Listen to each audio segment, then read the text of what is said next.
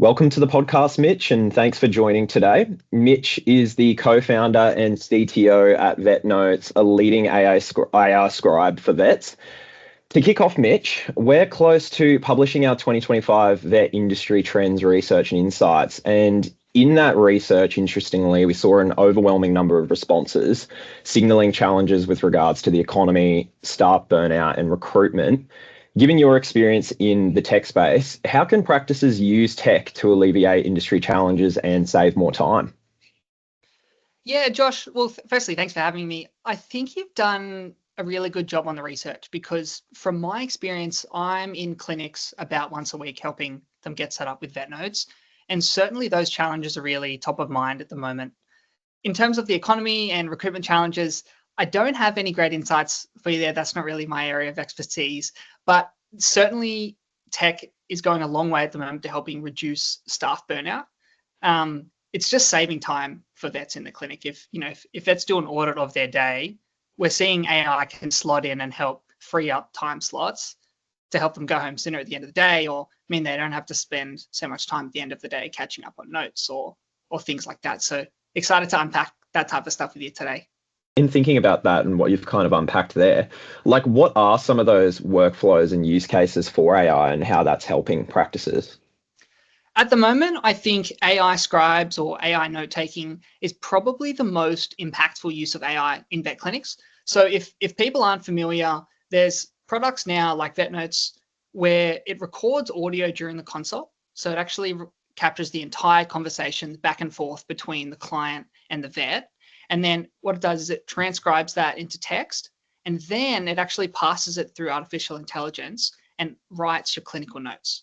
So the AI goes in and it looks for observations, symptoms, history, if the vet verbalizes any physical exam findings, and then it actually just writes a clinical note in a sort of predictable format for the vet.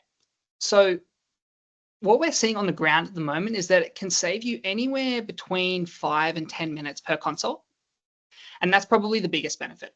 So if you times that by the number of consults per day, what we advertise in our marketing is it can save you about 45 minutes.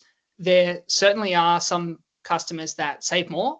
I got a message from someone last week, a lady named Karen, that she was saving about an hour and a half every single day. If you look at sort of the other publications on this topic at the moment, Bronwyn Orr published a veterinary workforce white paper that estimated, you could save between 1 and 2 hours. Dr. Andy Rourke or Roark, sorry, I'm not sure how to pronounce his last name. He's got a blog post that says you can save about 45 minutes to an hour. So using AI scribes to save time on note taking, I think is a really promising area for AI in vet at the moment. And thinking about that, you make a really good point around consults and I guess frequency, amount of consults per week for a clinic, like your bigger clinics, hospitals, etc. Lots of employees, lots of consults. That's just going to snowball into really big time savings for each week, which is super exciting to see. And I guess like when veterinary teams are looking at tech, reviewing tech, particularly in relation to AI and wanting to get started with that, what should they sort of be considering for their needs? The first thing is probably the least exciting thing, but it's the most important, which is the data security and privacy elements of whatever company you're sort of looking to work with. The reason that's important is that out of all of the attributes that technology can have, like simple and easy to use or fast or accurate, if it wasn't secure and private, it wouldn't matter about any of the rest. So that's first the number one most important thing to look for. Now, I don't know a single vet who's super interested in data security or privacy or what that sort of procurement or evaluation looks like. But and that's a whole topic of its own. But the basics are when you're looking into a new tool, you want to know who you're dealing with. Like physically, who are you dealing with? Who are the people that are behind this company? It should be really transparent on a company's website. Who owns the company? Who runs the company?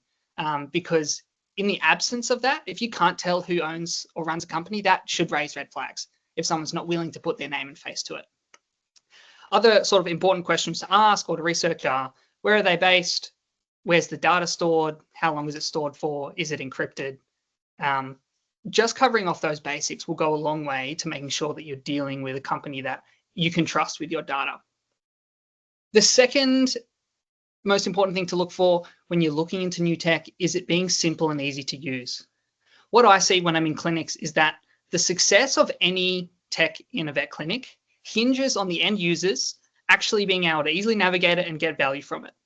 If they can't, or it's too hard, or there's too much friction involved, people just tend to give up, or it's a little bit too hard, so it just gets pushed to the bottom of the to-do list. So having software which is really easy to adopt, really easy for staff to use in their day-to-day, and doesn't require a lot of training, goes a long way into making the investment into something actually worthwhile. And probably the third suggestion to look into is integrations. I think about software in vet clinics as sort of the hub and spoke model. So the practice management software is your hub. That's where everything goes into. That's where the data is stored, and that's the center of your day and your workflow. Coming off it, you have the spokes. These are your integrations like online booking, Vet S8, maybe accounting, rostering, etc. So it's really, really valuable if you can look into software that integrates with your existing platforms,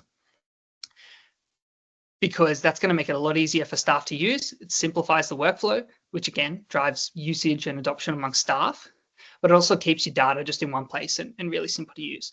Luckily, a lot of practice management softwares like Ascend and RxWorks have a great suite of integrations, so you can really get value from other softwares as well.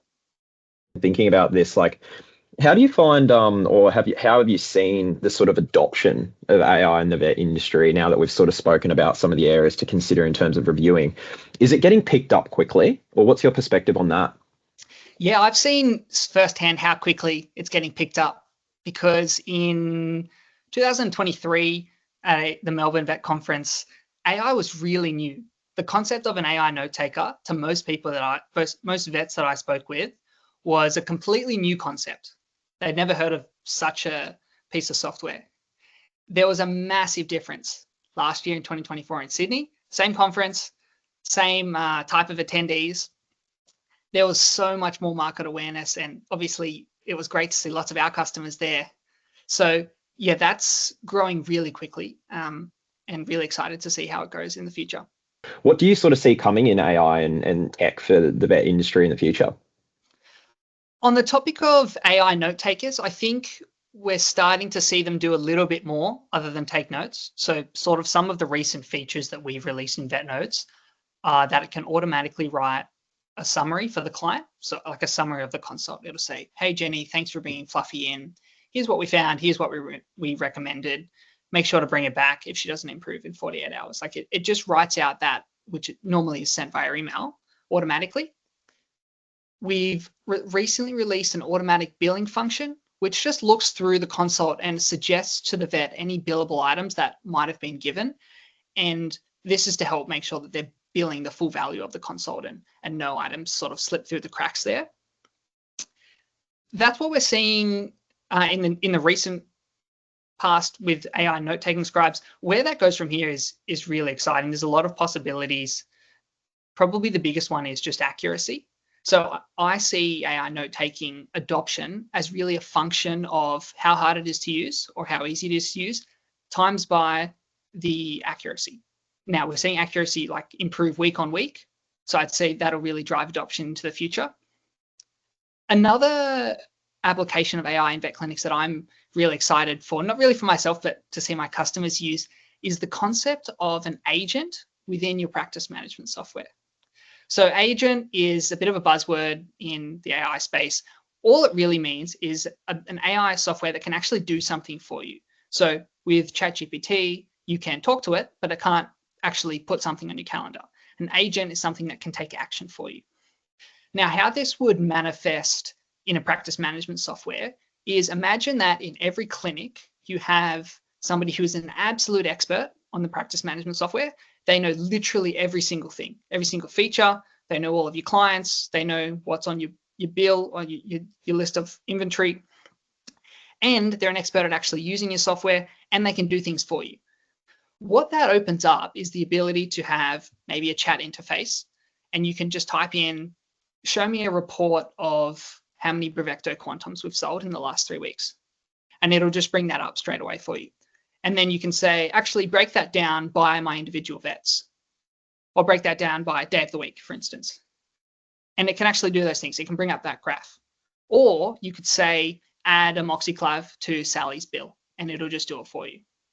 So the ability to take action mixed with great product knowledge, I think will really help vets not only navigate parts of their practice management software that they don't always use, but it'll help them reduce the number of clicks they need to do things because this little agent is acting on their behalf.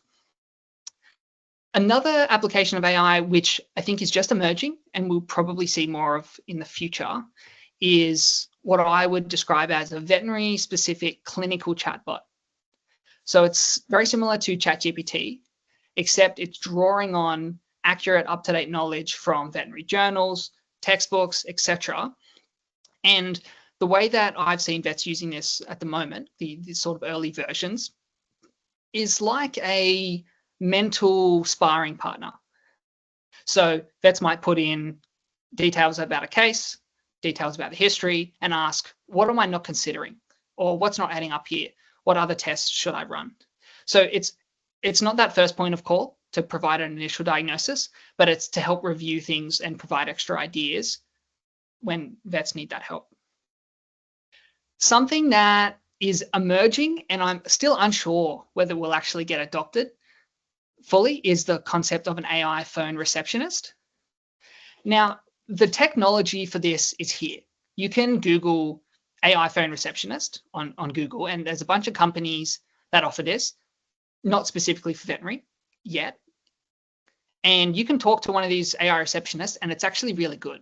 It almost sounds human, and you can have a very real conversation with it. So I can foresee this being useful for clinics, and I've had one customer of mine ask who they should go to because they're looking into it. And I said, I don't really have a specific recommendation at this stage. So a client could call a vet clinic, speak with the AI agent, and it could do things like book appointments for them, answer questions about opening hours, ask, do you sell food at the clinic, etc. And then, of course, the AI would always offer to hand it off to an actual person in the clinic, but it would be the first point of call. Now, I can see it being useful, and I know it could solve some quantity of the inbound calls that a clinic receives. I'm not sure whether socially right now we're ready for that, and whether clinics actually want AI to be the first interaction with a potentially new customer. That remains to be seen. But it's something that I'm watching closely because I think it's cool. And yeah, I'm excited to see sort of where that goes and how that gets navigated.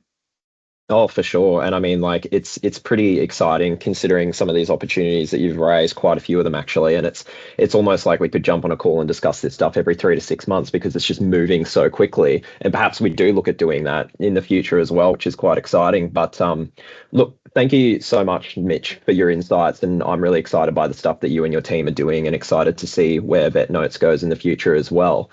In thinking about your network and the industry, is there anyone that you would recommend that we get on the podcast next? Someone did come to mind actually when you mentioned the staffing and recruiting challenges at the start. There's a company called NovaVet, and it's run by a guy named Johnny, and he's essentially building like an Airbnb for veterinary staffing. So that helps clinics find locums and find staff really easily, and it helps staff and locums find clinics to work at.